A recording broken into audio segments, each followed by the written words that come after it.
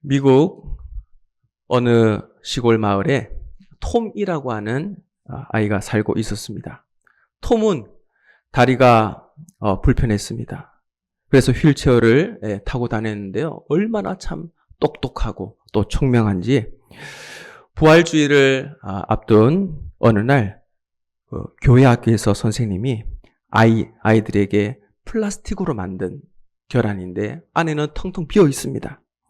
이 플라스틱으로 만든 계란을 하나씩 아이들에게 이제 나누어 주었습니다. 그리고 선생님이 이제 교회 학교 아이들에게 이렇게 말을 합니다. 얘들아, 이제 일주일 동안 잘 생각해서 이 계란 안에, 플라스틱 이 계란 안에, 이 비어있는 계란 안에, 자, 생명을 하나씩, 살아있는 생명을 하나씩 넣어 오너라. 자, 일주일 동안 아이들이, 요 플라스틱 계란 안에, 이 비어있는 계란 속에 무엇을 넣을까? 아이들이 막 생각을 합니다. 그래서 드디어 이제 일주일이 지나게 되었습니다. 어떤 아이들은 계란 속에 꽃을 넣어 오기도 하고 또 대부분 아이들은 꿈틀거리는 곤충을 담아왔습니다. 거미도 넣어오고 또 개미도 넣어오고 어떤 아이들은 굼벵이도 그 안에 넣어오게 되었습니다. 그런데 톰이 플라스틱 계란을 가져왔는데 그대로 가져온 거예요. 그 아이가 몸을 움직일 수 없잖아요. 곤충 같은 것을 잡을 수 없기 때문에 그런가. 선생님이 톰을 위로해 주었습니다. 톰, 괜찮다. 숙제를 못해도 그래, 괜찮아. 그런데 이 톰이 갑자기 심각한 표정을 합니다. 선생님, 저는 이 속에 생명을 담아왔어요. 생명을 담아왔어요. 그러는 거예요. 그러면서 선생님에게 이렇게 말을 합니다. 선생님, 예수님의 무덤도 비어 있지 않았습니까? 선생님이 깜짝 놀랐어요. 야, 어떻게 이 어린아이가 이런 말을 할 수 있단 말인가? 이런 고백을 할 수 있단 말인가? 큰 감동을 받았다고 합니다. 그리고 얼마 후에 톰은 하늘나라로 가게 되었습니다. 기독교 신학의 변증학이라고 하는 분야가 있죠. 이 변증학은 기독교 신앙이 왜 타당한가? 기독교 신앙이 왜 타당한가? 그것을 논리적으로 설명하고 방어하는 겁니다. 그래서 누가 이런 이제 질문을 합니다. 왜 하나님이 존재한다고 당신은 믿습니까? 왜 하나님이 존재한다고 당신은 믿습니까? 그리고 성경은 정말 믿을 만한 책인가요? 그리고 왜 기독교만 부활이 있다고 생각을 합니까? 그리고 정말 천국이 있다고 당신은 생각을 하고 있습니까? 이런 질문을 할 때 논리적으로 답하는 게 바로 변증학이죠. 부활에 대해서 증거할 때 철학적으로, 논리적으로, 역사적으로 예수님의 생애, 예수님의 이적, 이 부활의 사건들을 전부 증명하는 거죠. 그래서 이 빈 무덤이라고 하는 것은 대단한 이 변증학의 중요한 소재가 되게 된다는 거죠. 여러분 한번 생각해 보십시오. 무덤이 비었다. 그냥 간단하게 생각을 할 수도 있겠지요. 하지만 무덤이 비었다. 도대체 이 예수님의 시체가 어디로 갔단 말입니까? 예수 부활이라는 이 사건 때문에 빈 무덤이 빈 것을 보고 많은 사람들이 예수님이 부활하셨습니다. 그러면서 증거를 한다는 것입니다. 당시 예루살렘이 온 성이 난리가 났습니다. 예수님이 부활하셨습니다. 무덤을 보십시오. 예수님이 말씀하신 대로 저 무덤은 지금 비어 있다는 것입니다. 부활을 증명합니다. 유대 나라가 난리가 났습니다. 온 세대가 난리가 난 겁니다. 예수 부활을 믿는 사람들이 온 세계를 다니면서 복음을 전합니다. 그런데 예수를 믿지 않는 사람들이 이 부활을 믿는 사람들을 저지하려고 해도 저지할 수가 없는 거예요. 왜요? 아주 큰 기쁨으로, 넘치는 기쁨으로 이 부활의 증거를 감출 수가 없는 거죠. 순교까지 합니다. 목숨을 걸고 예수님의 부활을 전하는 거죠. 도저히 막을 방법이 없습니다. 막으면 막을수록 어떻게 됩니까? 더 예수님의 그 부활의 증거가 더 확산되는 거예요. 부활의 증인은 순교하는 겁니다. 목숨을 내어놓고 너무너무 기쁘게 전도하는 겁니다. 생명을 믿기 때문이죠. 여러분 한번 생각해 보십시오. 빈 무덤, 예수님의 부활의 사건, 이것이 거짓이라면 어떻게 되겠습니까? 한번 이렇게 생각해 볼 수도 있습니다. 제자들이 예수님의 시체를 감춰놓고 부활했다, 이렇게 얘기하는 건 아닐까? 무덤 지키는 군사들에게 뇌물을 좀 주고 예수님의 시체를 도둑질해 간 건 아닌가? 예수님의 시체를 감춰놓고 예수 부활하셨다고 소리를 지른다? 이건 좀 아닌 것 같습니다.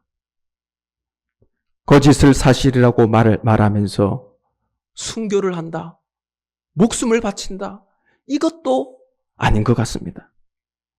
그러니 시체가 제자들의 손에 들어간 것은 아니죠. 이렇게 복잡한 문제가 되어서, 자, 보십시오. 빌라도가 예수를 죽였는데 그 예수가 지금 어떻게 됐습니까? 부활했지 않습니까? 무덤이 비어 있는 겁니다. 이제 빌라도는, 그리고 로마는 이제 어떻게 되겠습니까? 완전히 정죄당하는 거죠. 완전히 죄인이 되는 겁니다. 여기서 어떤 방법을 써서든지 시체를 어떻게 되겠습니까? 찾아야 되겠죠. 시체를 찾아야 됩니다. 그래서 빌라도가 시체를 찾아서 여기 있다! 봐라! 부활은 무슨 부활이냐? 예수가 여기 있는데 무슨 부활을 말하느냐? 쓸데없는 소리 하지 마라. 예수님의 시체만 찾으면 모든 것이 다 해결됩니다.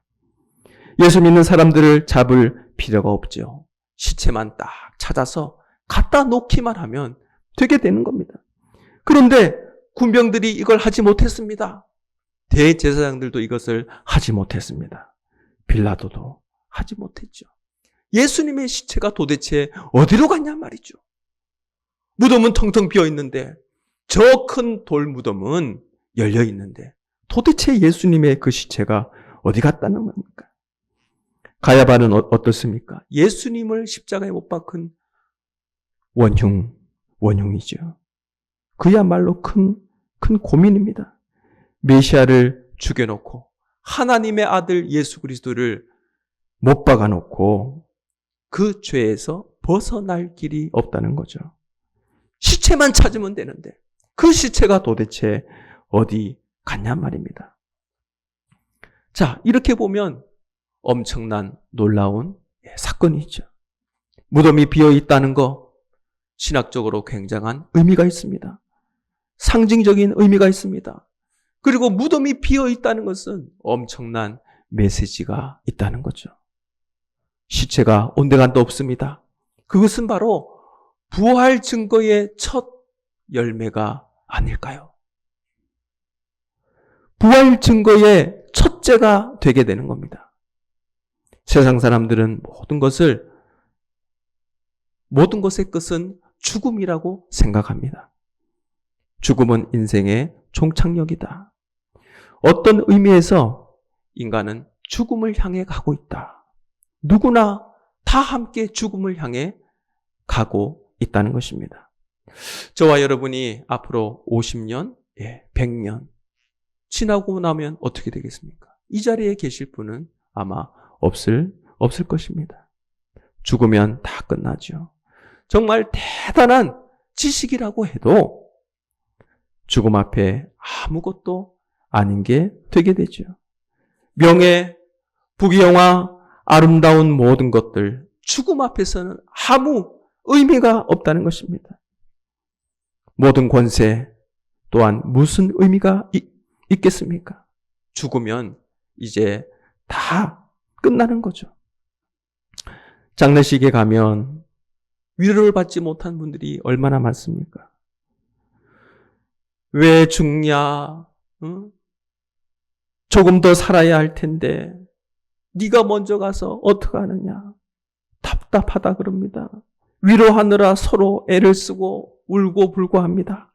위로받지 못해서 몸부림치고 통곡을 합니다. 그런데 여러분 한번 생각해 보십시오.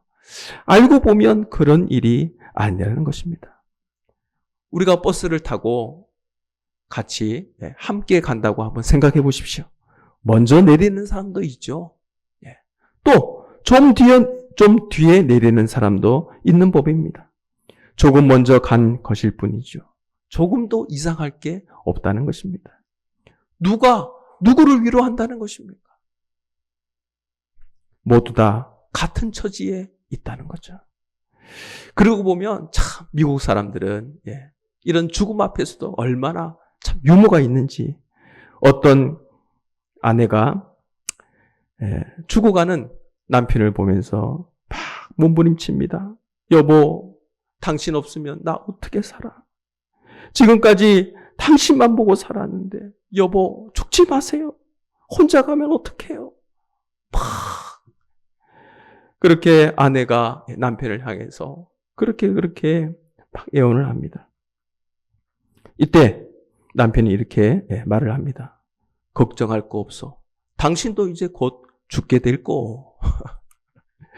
여러분, 웃으면서 죽고 웃으면서 살고, 우리 같이 한번 앞뒤자로 인사하겠습니다. 웃으면서 죽고 웃으면서 살고. 아멘. 몸부림칠 게 없다는 것입니다. 나도 갑니다. 당신도 갑니다.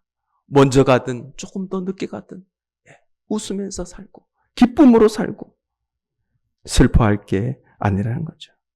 죽음 자체가 엄연한 실제 아니겠습니까? 문제는 또 있습니다. 죽여서 해결하겠다고 덤비는 거죠.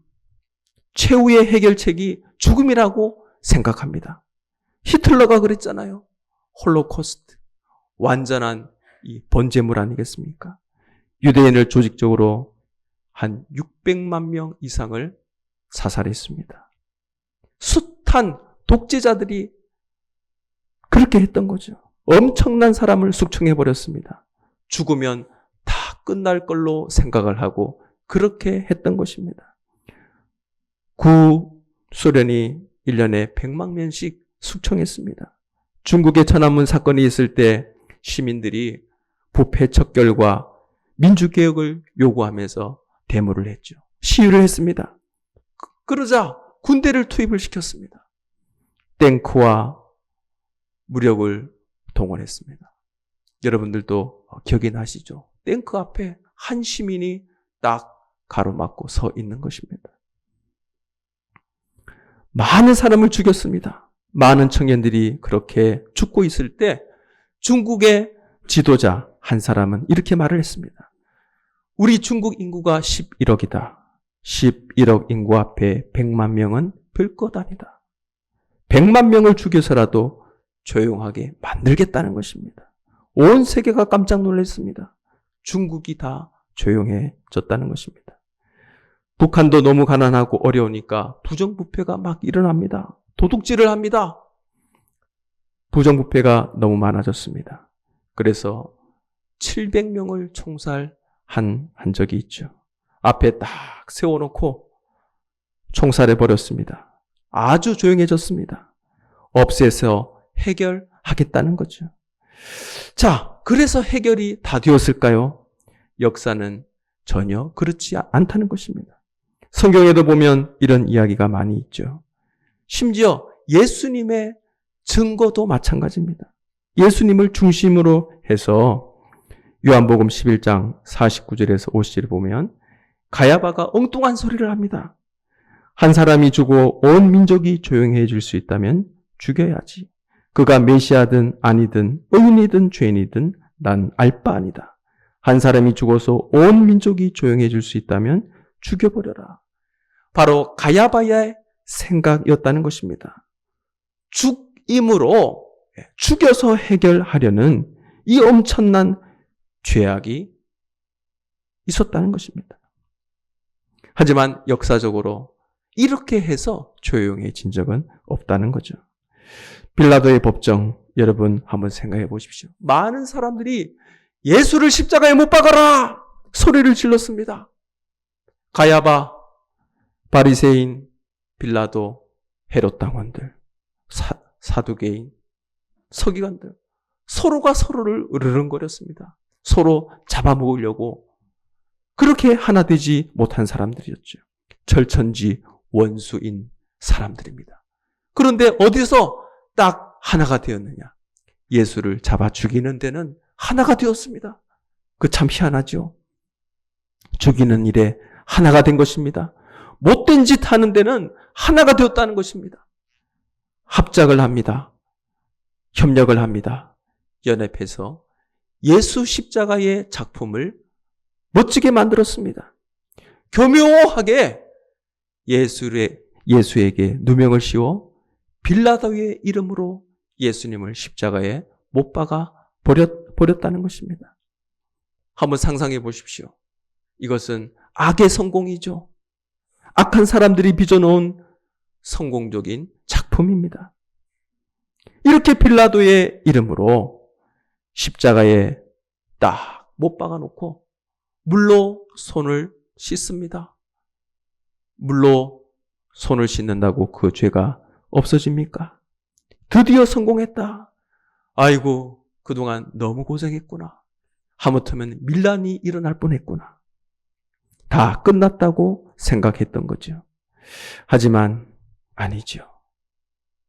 여러분, 제자들의 입장도 한번 생각해 보십시오. 제자들 어떻습니까? 예수님께서 앞을 못 보는 사람들도 막 보게 하시고 걷지 못하는 안전뱅이도 막 일으키시고 죽었던 나사로도 또 살리고 기적을 막 일으키니까 이 제자들이 어떻게 했습니까? 너도 나도 예수님이 왕이 되면 이제 한 자리 하겠구나. 그런 기대가 있었습니다. 청운의 꿈이 있었습니다. 정치적인 욕망이 있었습니다. 그런데 이 모든 꿈이 다 사라지게 되게 되죠. 절망과 실망으로 다 끝나버렸다는 것입니다. 누가복음 24장 21절에 보면 여기서 실망하고 엠마오로 내려가는 제자 둘이 있었습니다. 그들이 이렇게 말을 합니다. 우리는 그가 메시아인 줄 알았노라. 이스라엘을 회복할 자라고 믿었노라.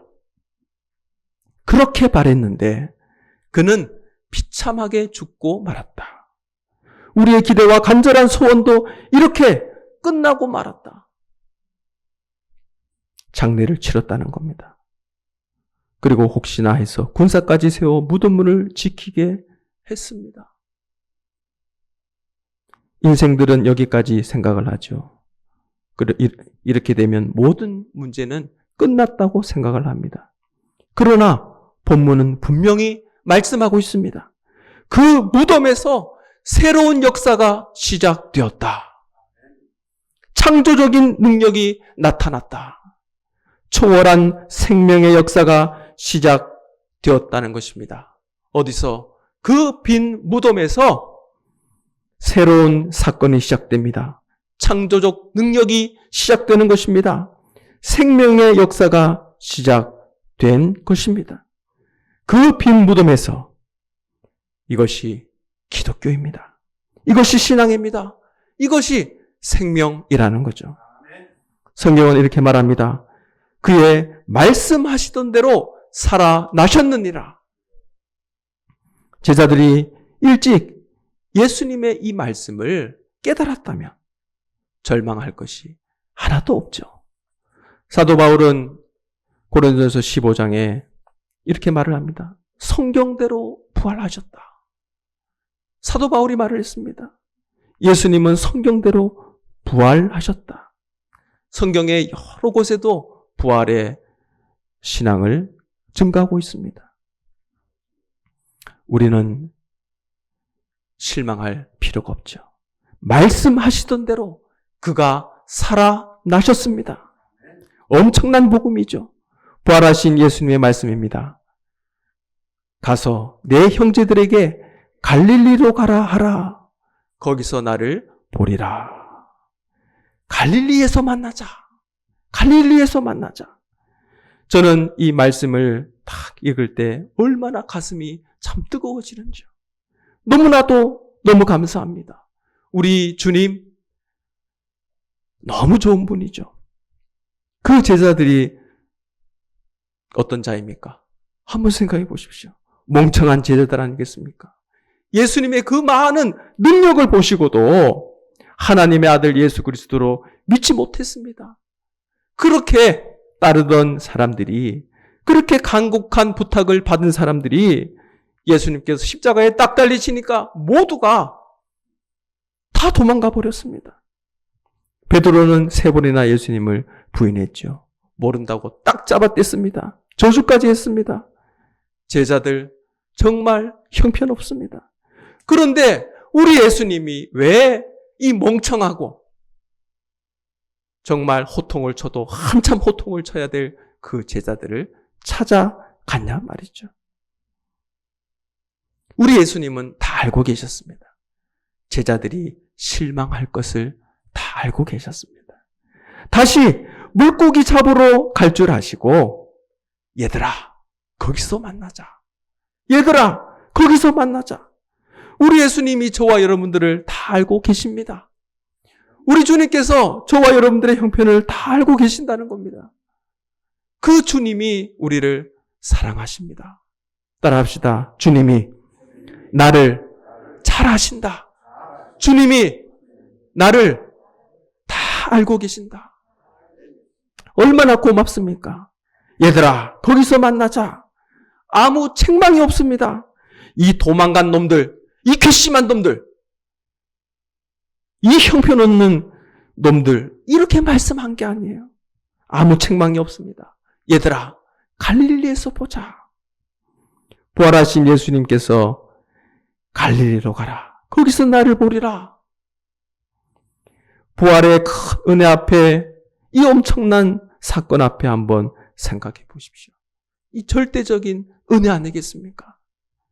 부활하신 예수님께서는 아무도 비판하지 않습니다.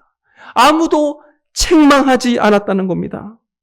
내가 예수라면, 여러분이 예수라면 어떻게 했을까요? 빌라도 법정을 아예 어떻게 할 것 같습니까? 벼락으로, 지진으로 그냥 요절을 내버리겠죠. 빌라도 스스로 쥐구멍 속에 찾아 들어갈 정도로 혼쭐을 내겠죠. 그런데 우리 주님은 아무도 미워하지 않았다는 것입니다. 부활하신 예수께는 원수가 없습니다. 어떻게 원수가 없을 수가 있을까요? 억울하게 당했는데, 누명을 썼는데 어떻게 원수가 없다는 것입니까? 부활하신 예수님께는 모든 사람을 사랑하셨습니다. 우리 주님이 모든 것을 사랑하셨습니다. 사랑합시다. 서로 사랑하시길 축복합니다. 원수를 사랑합시다. 사랑해야 되는 겁니다. 우리 주님께서 또 긍휼히 여기셨습니다. 모든 사람을 사랑하시는데 그치지 않고 긍휼히 여기셨습니다. 얼마나 여유가 참 넘칩니까?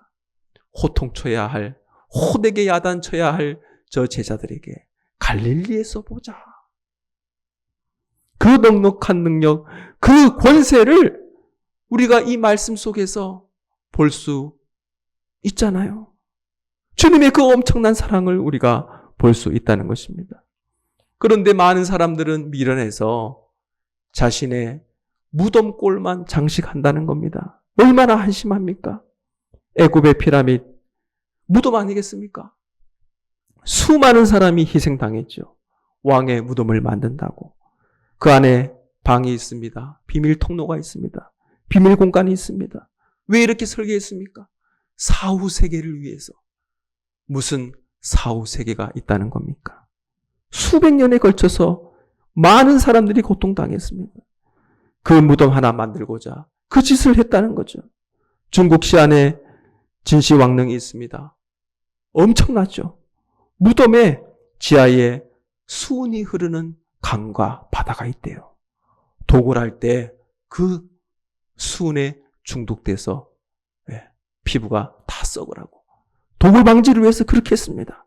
병마용이 있죠. 약 8,000명입니다. 실제 크기로 만들었대요. 엄청난 이 병마용이 그렇게 무덤 속에 있는 거예요. 왜요?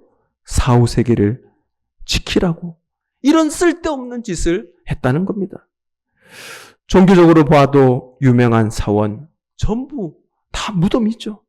베드로 성당 그 안에 무엇이 있습니까? 시체가 있죠. 그 안에 있습니다. 베드로의 무덤입니다. 많은 사람들이 그것을 보기 위해서 관광을 합니다. 무덤 장식하느라 온 정력을 다 쏟았지요. 그러나 우리 예수님의 무덤은 비어 있다는 것입니다. 우리 예수님의 그 무덤은 비어 있다는 것입니다.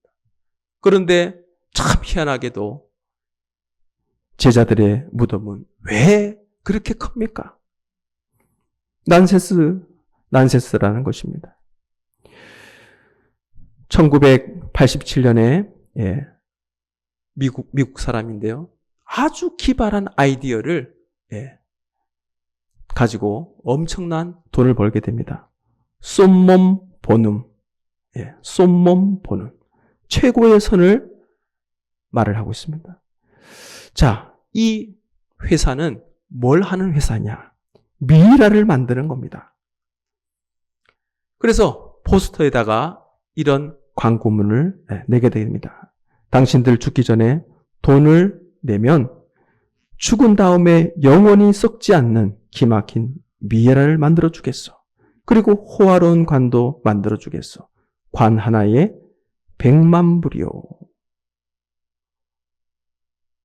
1987년 당시에 8억에서 9억, 지금의 가치로는 30억에서 40억이라고 합니다. 이 광고를 냈는데 정신 나간 사람들이 너도 나도 거기에 돈을 다 냈다는 거 아닙니까? 엄청나죠? 이렇게 쓸데없는데 돈을 썼다는 것입니다. 정력을 소비했다는 것입니다. 부활을 모르는 사람들, 죽음이 끝이라고 생각하는 사람들, 심지어 부모 무덤 굉장하게 만드는 걸 보고 왜 그렇게까지 당신은 그렇게 합니까? 내 돈 가지고 내 마음대로 하는데 당신이 무슨 소용이냐 할 사람도 있다는 것입니다. 정말 한심하죠. 예수님의 무덤은 비어 있었다는 것입니다. 예수님께서 부활을 믿는 사람들에게 이 예수님의 부활을 믿는 사람들에게 이 빈 무덤은 무슨 의미가 있다는 것입니까? 여러분, 빌라도 한번 생각해 보십시오. 예수가 부활했다. 그러면 이 빌라도는 죄인이 된다는 것입니다. 가야바 용서받을 수 없는 죄인이 되게 되는 거죠. 두렵지요. 심판당하기 때문에. 제자들은 어떻습니까? 얼마나 부끄럽겠습니까? 얼마나 창피하겠습니까? 하지만 예수님께서 갈릴리에서 보자. 예수 부활의 기쁨으로 충만합니다. 이것이 바로 사도행전적 신앙이라는 거죠. 교회의 시작은 부활 신앙으로부터 시작이 되게 되었습니다. 너도 나도 부활한다. 이 믿음을 가졌던 것입니다. 그래서 순교의 죽음을 마다하지 않았던 겁니다. 폭발적으로 교회가 성장했던 것입니다. 거기에 충만함이 있죠. 충만함이란 부활신앙의 충만을 말하고 있습니다. 예수 재림의 신앙을 말하고 있습니다. 그리스도의 생명력으로 충만했다는 것입니다. 볼지어다 내가 세상 끝날까지 너희와 항상 함께 있으리라. 저와 여러분이 혼자가 아닙니다. 외롭게 어려운 문제를 절망 가운데 여러분들이 혼자 가는 게 아닙니다. 성령 하나님께서 저와 여러분들과 함께 계심을 믿으시길 축복합니다. 부활하신 그 주님께서 지금도 하나님 보좌 우편에서 우리의 모든 기도의 간구를 하나님께 올려드리고 계시다는 겁니다. 성령 하나님이 저와 여러분과 함께 계심을 믿고 하나님이 지금도 우리와 함께 하심을 알고 빈 무덤, 이것은 그냥 빈 무덤에 그치지 않고 우리 예수 그리스도가 부활하셨음을 증거한다는 것입니다. 이 부활의 믿음을 가지고 소망을 가지고 오늘도 담대하게 살아가는 우리 모든 성도들 될 수 있길 간절히 축복합니다.